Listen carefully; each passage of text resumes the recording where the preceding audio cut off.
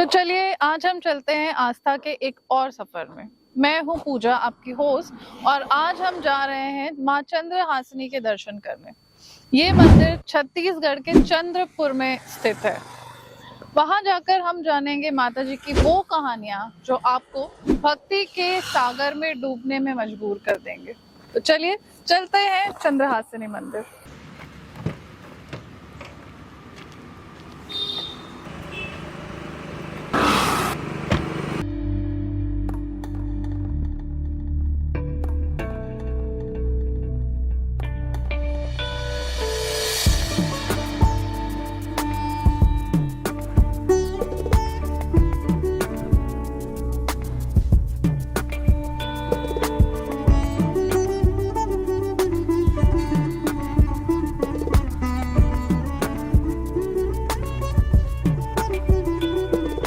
छत्तीसगढ़ की पावन धरती पर पहाड़ियों के बीच बसा एक ऐसा शक्ति स्थल जहां पहुंचते ही मन अपने आप शांत हो जाता है।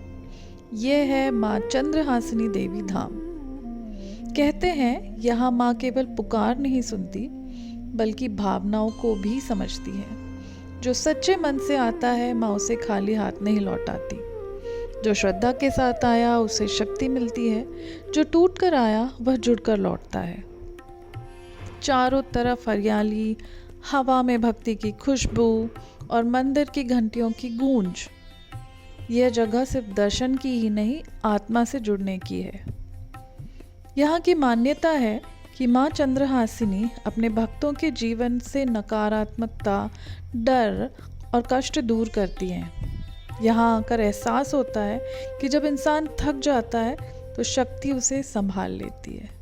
माँ के चरणों में बैठकर कुछ पल मौन में बिताना, अपने भीतर झांकना, यही असली दर्शन है। अगर जीवन में कभी रास्ता धुंधला लगे, मन विचलित हो या उत्तर ना मिल रहे हो तो एक बार माँ चंद्रहासिनी के द्वार जरूर जाइए, क्योंकि यहाँ सिर्फ मन्नतें पूरी नहीं होती, मन भी हल्का हो जाता है। जय माँ चंद्रहासिनी। चंद्रहासिनी मंदिर में यहाँ आए हुए श्रद्धालुओं के लिए भोजन की भी व्यवस्था है। बहुत ही कम दर पर यहाँ सभी पेट भर के अच्छा भोजन कर सकते हैं। इस सात्विक भोजन को प्रसाद के रूप में ग्रहण कर मन और तन दोनों प्रसन्न हो जाता है। तो हम अभी बैठे हैं माँ चंद्रहासिनी देवी के परिसर में और हमारे साथ है यहाँ के पुजारी जी। प्रणाम पुजारी जी। पहले तो आप अपना नाम बताइएगा। जी, मेरा नाम गोपी पांडे है। अच्छा, आप यहाँ कितने सालों से हैं? मेरे को 9 साल हो गए। 9 साल हो गए। तो ये मंदिर कैसे बना, किसने बनाया? जो यहाँ के राजा थे, पहले वाला राजा, उनको माता जी सपना दिए थे। अच्छा जी, वही आए थे और वही मंदिर को बनवाया और पूजा पाठ कर रहे थे। अच्छा जी, फिर बैगा एक जन थे, उनको सपना दिए अच्छा माता जी। हाँ। और फिर बच्चा को फेंके हाँ। तो बच्चा को नाव में लेने गया था बैगा।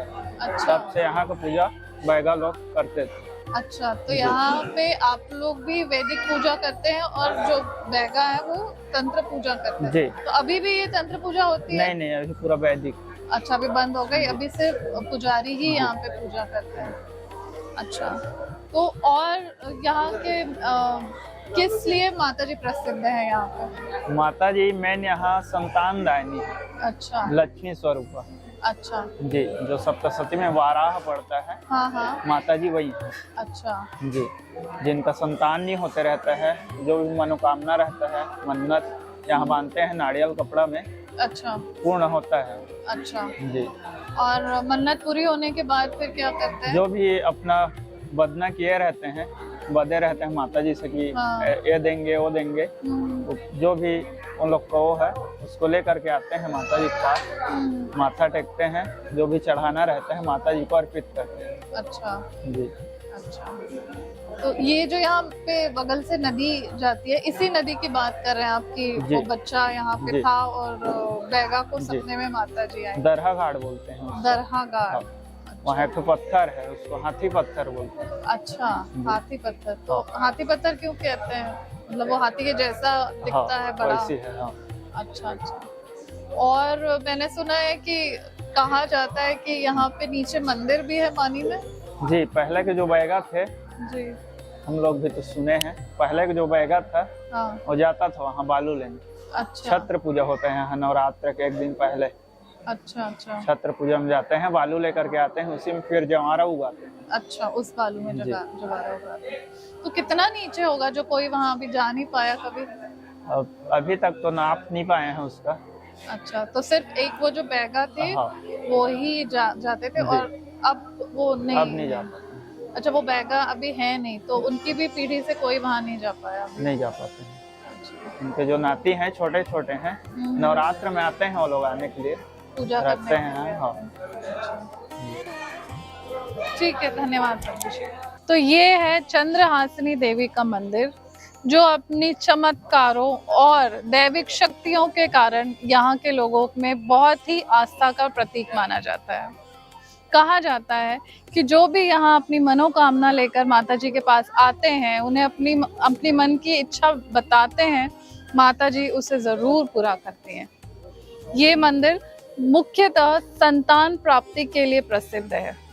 वैसे तो इस मंदिर के बारे में कई ढेरों कहानियां हैं, पर उसमें से एक कहानी ये भी है कि इस नदी में, जो महानदी मंदिर के बगल से बहती है, वहां किसी ने आकर अपने बच्चे को गिरा दिया था रात के वक्त। अब जब सुबह हुई तो एक नाविक, यहाँ पास ही में एक टापू है, उस टापू पर पहुंचा तो उसे बच्चे के रोने की आवाज सुनाई दी। तो जब वो नाविक उसने उस बच्चे को देखा तो आश्चर्यचकित हो गया कि इस टापू में इस वक्त ये बच्चा कैसे आया। उस बच्चे से पूछा गया तो उस बच्चे ने बताया कि 2 माताएं थीं जिन्होंने मुझे इस टापू पर लाकर छोड़ दिया सही सलामत। तो तब से ये एक मान्यता है कि जिस भी माता को अपने बच्चों के लिए कुछ मांगना है तो वो इस मंदिर में आकर अपनी मनोकामना पूर्ण करती है। कभी कभी ऐसा भी एहसास होता है कि हमारी परेशानियां, तकलीफें कितनी छोटी हैं और ये ईश्वरीय शक्ति कितनी बड़ी है। तो अगर आप अपने जीवन में किसी भी वजह से परेशान हैं, अपने आप में शक्ति प्राप्त करना चाहते हैं, तो इस जगह ज़रूर आएं। इस जगह में सुकून है और उसके साथ साथ ही शक्ति का अनुभव भी है। माँ चंद्रहासिनी देवी के धाम के पास एक और दिव्य स्थान है, श्री जगन्नाथ मंदिर। यहाँ ना कोई भेद है ना कोई दूरी, जगन्नाथ जी सबके हैं, जगत के नाथ। मंदिर की सीढ़ियाँ चढ़ते ही अपने आप मन शांत हो जाता है। हर घंटी की आवाज़ आपको सुकून दे जाती है। कहते हैं कि जो श्री जगन्नाथ के सामने सर झुकाता है उसका मार्ग स्वयं स्पष्ट हो जाता है। माँ चंद्रहासिनी की शक्ति और जगन्नाथ जी की करुणा, इन दोनों का संगम इस स्थान को और भी पवित्र बना देता है।